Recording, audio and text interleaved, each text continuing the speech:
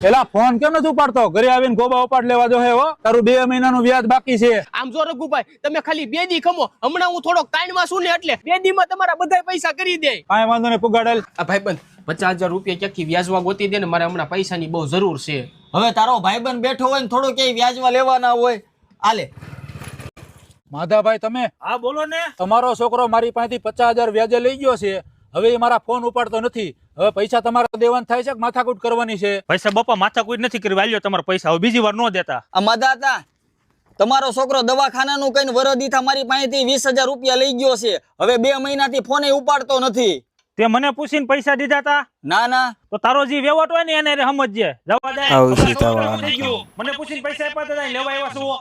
આ તમારો છોકરો મારી પાસેથી 50,000 રૂપિયા લઈ ગયો છે, હવે દેતો નથી. તે મને પૂછીને દીધા તા? આમ રાયડું નાખોમાં, આ તો મારો ભાઈબંધ હતો ને ખોટી જગ્યાએથી વ્યાજે ન લે ને, એના હિસાબે મેં પૈસા આપ્યા હતા. વ્યાજ